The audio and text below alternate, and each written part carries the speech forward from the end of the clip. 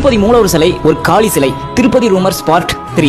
கொஞ்சம் வருடங்களுக்கு முன்னாடி ஜெருசலேமை சார்ந்த யூத பெண் ஒருத்தி திருப்பதிக்கு வராங்க. அப்ப அவங்களுக்கு பெருமாளை ரொம்ப பக்கமா, அதாவது ஒரு அடி தூரத்துல இருந்து பார்க்குற வாய்ப்பு அவங்களுக்கு கிடைக்குது. ஸோ அவங்க பெருமாளை நல்லா சுற்றி பார்த்துட்டு பின்னாடி பார்க்கும்போது பயங்கரமாக ஒரு ஷாக் ஆகி நிற்கிறாங்க.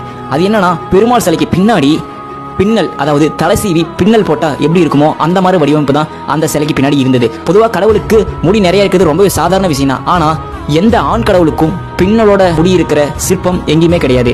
அது பெண் கடவுளை சார்ந்த வழிபாடு மட்டுமே, அதாவது பெண் கடவுளுக்கு மட்டுமே பின்னல்களை வைத்து உருவாக்கப்படுறது. இப்போ இன்னும் கொஞ்சம் டீடைல்ஸ் தெரிய இந்த புக்கை படிக்கணும். இந்து மதம் எங்கே போகிறது? அக்னிகோத்திரம் ராமானுஜ தாத்தாச்சாரியார் புக்ல என்ன கூறப்பட்டிருக்குன்னா, ஆதி காலத்துல பழந்தமிழர்களின் மரபுல வந்த குடியினர் தான் இந்த திருப்பதி மலையில வாழ்ந்துட்டு இருந்திருக்காங்க. சோ அவங்க தான் காளி சிலையை உருவாக்கி அந்த கோயில வச்சு வழிபட்டுட்டு வந்திருக்காங்க. இதெல்லாம் நடந்துட்டு வந்துட்டு இருக்கும்போது தான் வடக்குல இருந்து ஆரியர்கள் உள்ள வராங்க. இந்த ஆரியர்கள் என்ன பண்றாங்கன்னா, பல குரூப்பா பிரிஞ்சு இந்தியாக்குள்ள இருக்கிற எல்லா இடத்துக்கும் போறாங்க. சோ எல்லா கோயில்